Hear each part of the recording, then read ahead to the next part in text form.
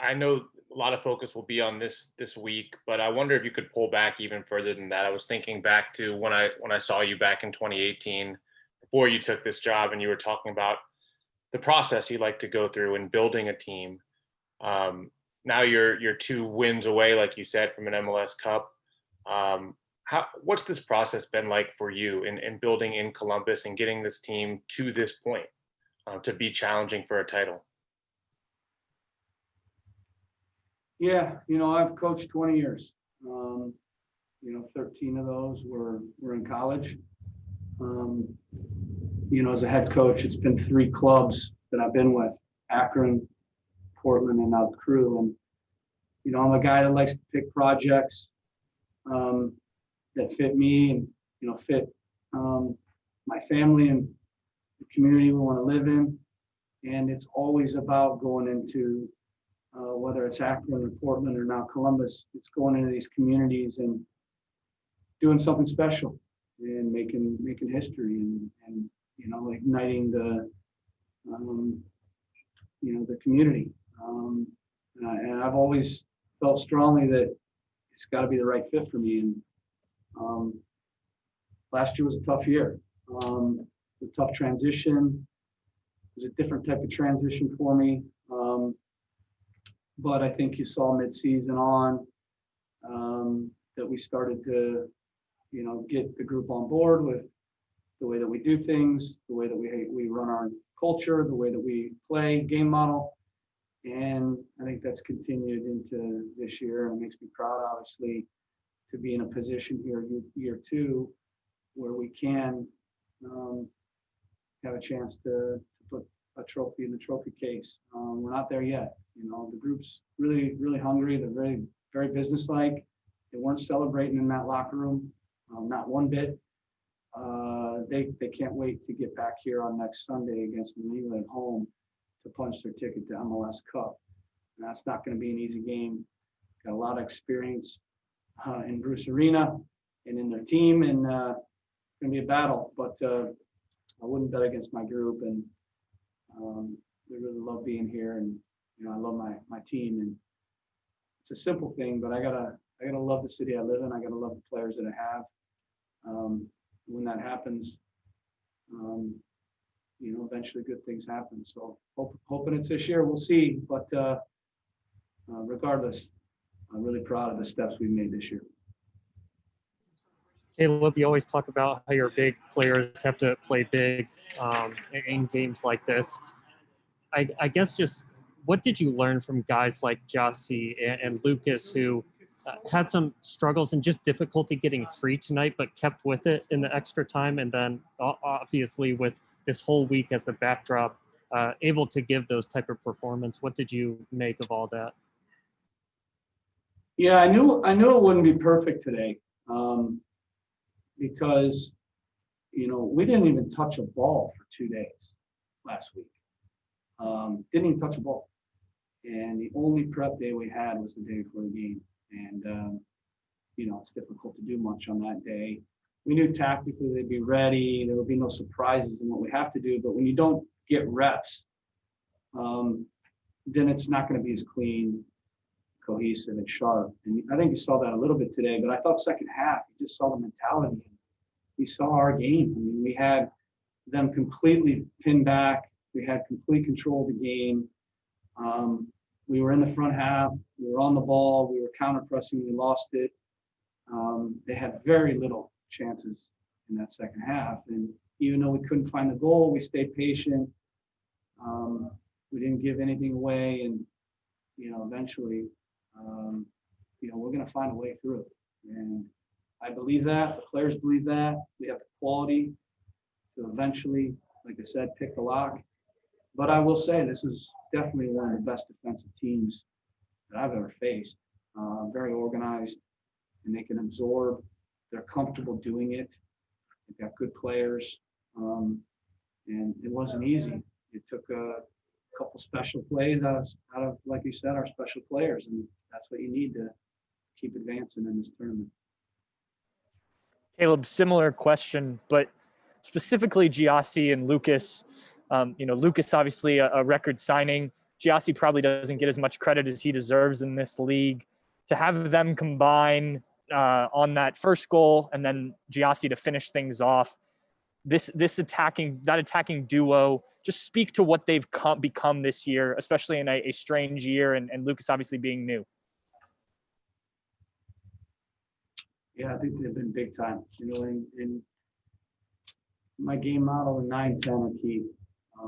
You need a 9 that's going to finish the play, and also in the way that we press, you need someone that's going to cover ground and be that first line of pressure. That's the most underrated thing that Giassi brings.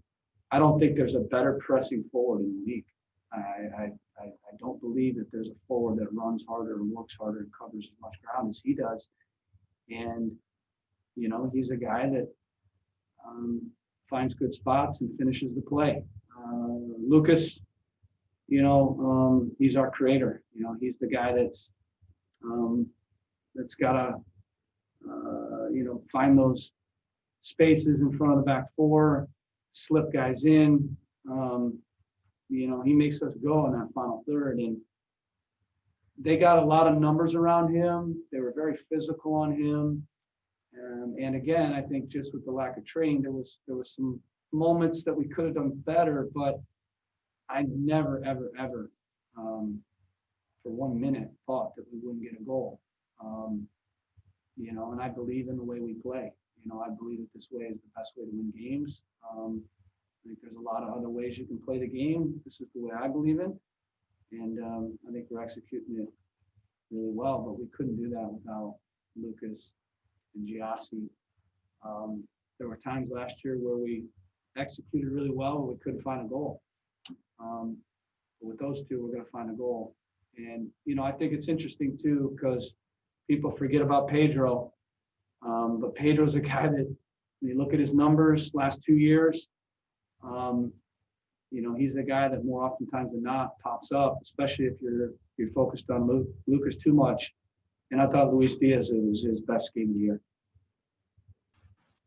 Yes, Caleb, you talked a little bit about the lack of ability to prepare and how tough the Nashville defense is, and one of the toughest that you've ever faced.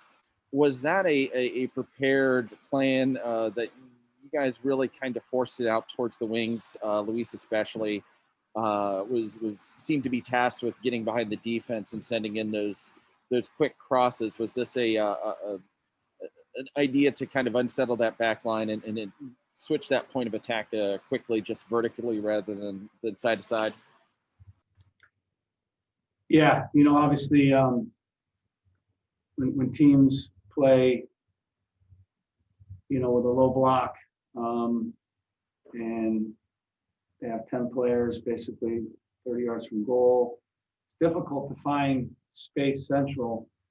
We found a few good moments there through Lucas and through Darlington, but it's tough to score in that way. We had a few shots from distance. You know, you usually are gonna have to, versus that type of you know, compact block, you're gonna have to get around the edges. And I thought Luis Diaz really brought that penetration that we need, and he had a lot of really good moments. And I think he was rewarded with that second goal, the great cross. He worked really hard as well. People forget he's a young player, and he's had, you know, a little bit of an up and down year in his second year. He's still learning. He's still becoming a complete player. You know, in our system, it's very complex on both sides of the ball, what we ask our players to do. There's a lot of details in it. And there have been some times where, you know, he's been a bit paralyzed because there's so many things and he's thinking about. And, you know, I think he's, even though he maybe hasn't produced as many goals this year, he's really made a lot of progress in becoming a complete player. I thought today he defended really well, which hasn't always been his strength, but he put a shift in there, and he was dangerous all night. Every single time he got the ball, he was a threat, and that's what we need out of him. Caleb, in this season, which, you know, has featured a ton of games in a short period of time without a ton of recovery, what does it say about the ability of your team to go 90 plus minutes as a core group and still maintain a high press, still be able to draw defenders out to midfield playing behind? Because it's not just fitness, right? It's also kind of like a gumption thing. It's a drive thing, right? Yeah, I mean, we believe in dominant football, which means we're going to dictate the game, and we want to be in the front half. We know by pushing that style of play that you're going to have to break down organized defenses that are in balance. But it's not just that. It's not just the front half. I mean, you can see we're very good in transition. We work on that. We talk about that. We're a very good pressing team. We feel like we're a multifaceted team that dictates the game, and I think these guys are executing it really well, and they're fun to watch when they do that. And this next game is going to be another difficult one. There's some quality on New England with Gil and Bo and Puska, and best coach, American coach ever. Who's very experienced. I never had the chance to go against Bruce in the playoffs, so I don't know if I'm looking forward to it or not. But I know my team is. Caleb, that team that came in tonight really hot offensively. Defense, there were a couple things I think you alluded to you wanted cleaned up at the back. Were there any details obvious tonight, or was it just kind of maybe some drive late that led to your first shutout since September? Yeah, I think we cleaned up some things. We talked about some things. We showed a lot of video. That's a good thing. I mean, we couldn't train, but we were able to show quite a bit of video over the last several weeks. And sometimes that's the best preparation you can do, is showing little pictures and moments, where we can be better. But I won't elaborate on kind of some of the areas where we've struggled, but definitely there have been a couple points of emphasis that we wanted to tighten up over the last week. I thought they showed that today.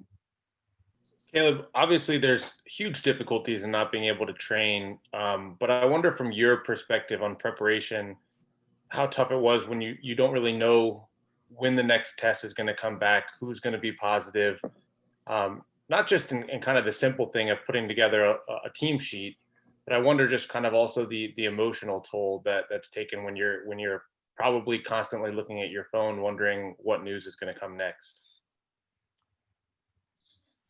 Yeah, it was a very challenging week in a very challenging year. So what I would say is never had a week like this in my life, in my coaching career. But we have had some moments this year that were similar. And so I think the mentality of the team, I just can't say enough about this group, how resilient they are, how they're able to adapt, how they're able to just keep focused. And, I've never been more proud of a group, just being able to deal with the week we had, the year we've had. This is, for me, what coaching's about. It's being with a group of men that are committed to a cause and a goal. And, they're not going to let anything stop them from it. And for me, that's why I coach. I coach for the players. I coach to help them achieve things that they want to achieve. And I've never been more proud of a group this week and this year. They're very tight, close-knit, and, they're focused. And they don't bitch. They don't make excuses. They don't complain. They're very professional. And they're great men. They're great men. I've been around a lot of good teams, but certainly this group stacks up with the best I've had, for sure, in terms of mentality and professionalism, and they're just good guys, And it'd be easy to get frustrated, It'd be easy to complain, it'd be easy to throw in the towel and just say, screw this, But they're not going to do that, and they haven't done that all year. So this was another week where we talked about just being resilient, sticking together. And I actually told them I thought we got stronger just this week from dealing with all the stuff we had to deal with.